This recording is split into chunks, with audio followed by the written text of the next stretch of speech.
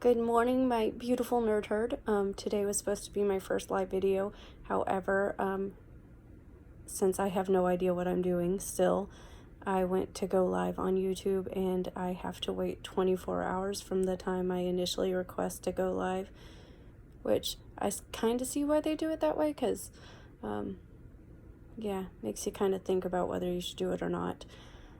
So today is my video about the post-con blues. I decided to go ahead and do it, even though I can't do it live, just to, because I'm determined to do this, so I'm not going to give up yet. Hopefully not at all, but definitely not today. So today we're talking about the post-con blues. I think the best place to start is why the blues hit us so hard this year. I definitely feel like part of it is that there were so many events, I guess, that, no offense to Mischief Management, but there were a lot of events planned outside of the con itself where we really got a chance to hang out with each other and know each other on a different level than, hey, your costume's great, which is super freaking fun, and I'm not belittling that at all, but we just really got to know each other on all the different levels this year, and it was so amazing. So I think that's one reason, just finding your tribe like that made it really hard to say goodbye at the end of it. The second thing I think that makes it so hard for us is that just like how everybody was so upset at the end of this season, and it was brutal for us the way it ended, and not just because of the show's writing, which, I myself was not a fan of the way it ended or the speed with which it got to where it did. I can't wait to see how George does it. I think it's going to be different. I think it's going to be beautiful, but I think that regardless of how it had ended, there would have been a lot of people very, very upset just because the show is over. And I think that's kind of bled over into the post-con blues. Yes, we know there's going to be another Con of Thrones. We don't know when, we don't know where. A lot of us don't know with certainty that we will for sure get to go. So I think that is another part of the reason the blues have just hit us like Robert's Warhammer. Another thing, sorry, I did make bullet points this time because I think it is just the fact that we did find our tribe, which kind of goes back to the first one, but we found each other and we were pretty much with each other every waking minute. We got up, we got ready, and we were together. We were together till we were ready to stumble back to our rooms and sleep.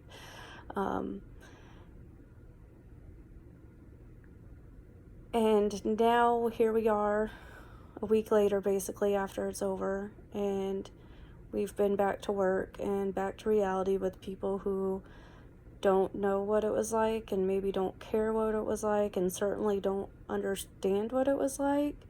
And it's hard to go back to that when you've been surrounded by a herd of people who know exactly what it's like and get exactly where you're coming from.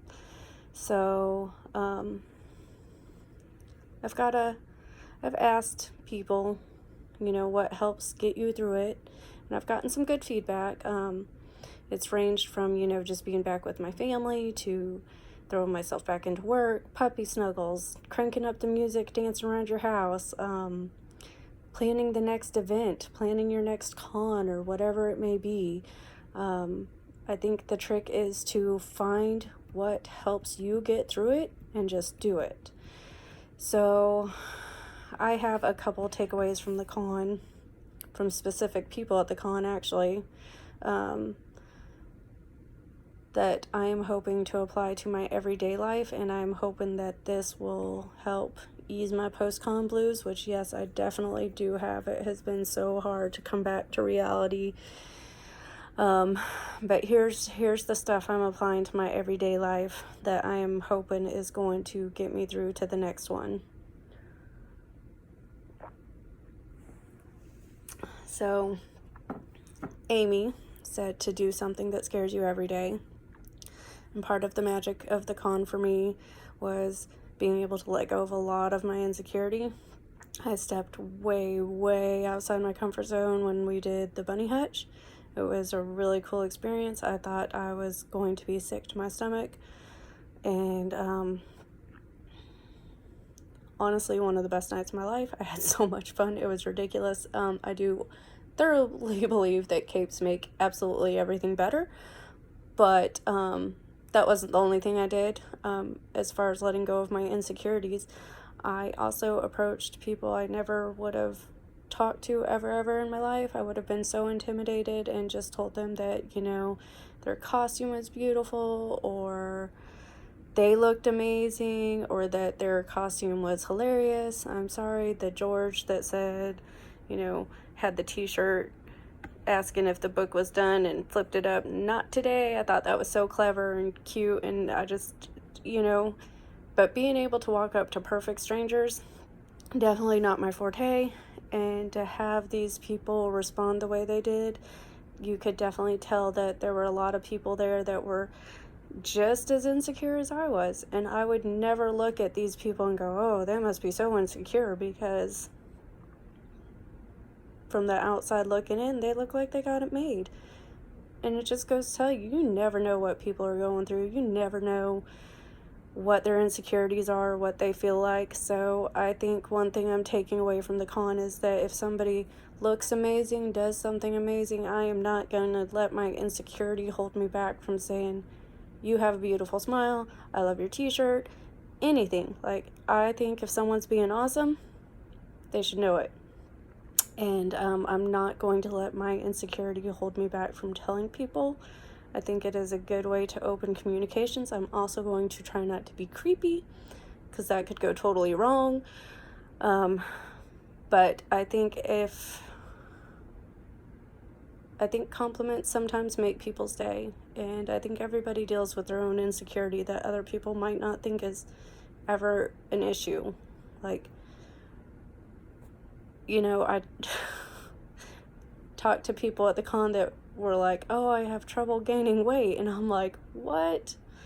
Man, I wish that was my problem, but I don't wish that was my problem, because it's just as hard for them as it is for me to lose the weight. Like, it's just a different problem, and it's just as important to them as it is to me, I'm sure, but it's easy to wish you were on the opposite end of the spectrum until you're there.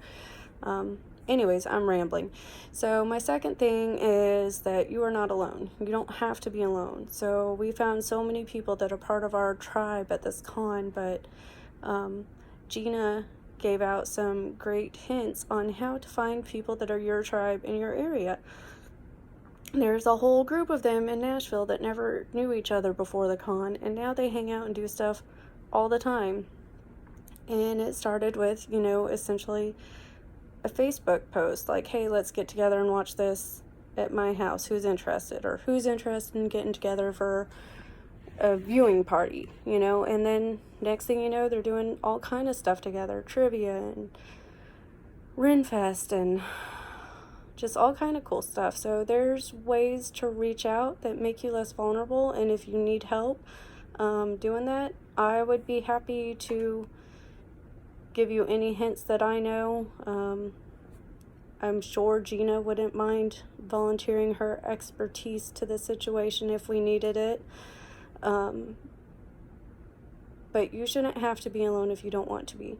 And if you don't want to hook up with people in your local area and do stuff, don't forget that your whole tribe is online. We are in groups like Geek Chat 1, After the Con of Thrones, and my new group, Tipsy Nerd Herd. There's also the World of Ice and Fire. Like, there is all kind of Facebook groups that have people just like you that want to talk about the same stuff, and those Facebook groups are developing beyond just talking on Facebook and just seeing each other at the Con of Thrones. There are other events being planned that you can be part of, so don't be alone if you don't want to be. My third thing is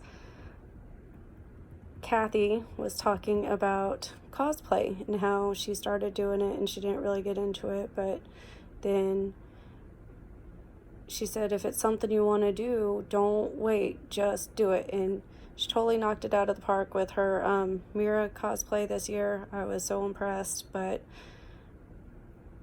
beyond just like way upping her cosplay game, she gets to do all kind of cool stuff with her cosplay, such as visit sick children in hospitals and make their day.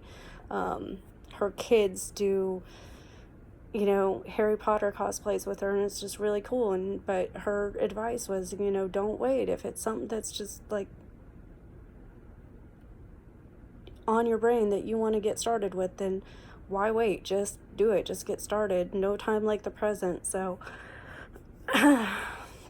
this one obviously has been big for me. I fell like in love with the world of YouTube and content creation after the first con. I met so many panelists that I just absolutely adored, and kind of sucked me into the wormhole where I just kept finding more and more. And I thought, oh, that would be just something so cool. I wish I could do it. I wish I could do it. But I let my insecurities eat at me. So I never did it. And this year I listened to her, and I listened to so many other stories and things that were said, and I just thought, I'm gonna do it. Like, win or lose, I'm gonna give this a shot, and I'm gonna at least know that I've tried. And if it never goes anywhere, then it never goes anywhere. But at least I have tried it, and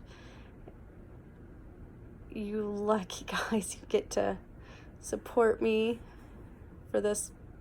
You know, I appreciate it so much. I seriously have no idea what I'm doing, but I do have some exciting stuff lined up. So I'm hoping that, you know, I'll get better, and that all these things I have in my head will actually become reality. So it is a nice distraction, and it keeps me in touch with you guys more than I feel like I would had I not started, at least tried it. And thank you. So my last thing is, during another panel, JR talked about keeping friendships and memories alive. And I think that he definitely meant it on a far deeper level than what I'm talking about today, but it still applies to our situation. So I feel like it's easy to come home and come back to real life and go, well, that was fun. It was fun dressing up with all my friends, and it was fun going out and drinking and doing this. But, you know, now I'm home, and it's back to real life and back to work and back to, you know, getting up, cooking, cleaning, all the fun stuff that is the reality of our lives, and just kind of letting go of that magic that we experienced. But to that I say, not today, because don't lose your magic. Don't let the fact that we are home and have to do our real life jobs because we gotta pay bills, don't let that take away your magic. Gina said we are the magic, and she's right. So when we, the magic, get together all in one place, it is like super extra magical, extra magical. But then we all have to go home, and all that magic kind of dissipates all over everywhere, really. There were people from everywhere. So, maybe it's not as strong when we all part ways, but it's still there. Don't give up your magic because you're home. Like, nourish that. Keep your dream alive. Keep the friendships alive. Don't go home and give up everything that we just experienced. Build it. Get ready for the next time. It's going to be even more magical. Don't let it go. The magic only dies if we let it, and don't let it. So I guess to wrap this up, I've been watching a lot of interviews with the cast, talking about what they're going to miss the most from the show. And I would say, hands down, the most common answer is that it is going to be the friendships they made, because they're like a family now. So I think we can all definitely relate to that. I think that we are still going to have to be inspired by them as they talk about the change in their lives and what they're going to miss. And we are kind of experiencing the same thing, not just with the show, but with each other. A lot of them have talked about collaborating on other projects, and I think that is exactly what we need to do. We need to keep in touch. We need to plan other events, future events, you know, not just the Con of Thrones. There are so many other things coming up that I plan to talk about more in my next video, but I will just briefly touch on the Ball at the Wall in October.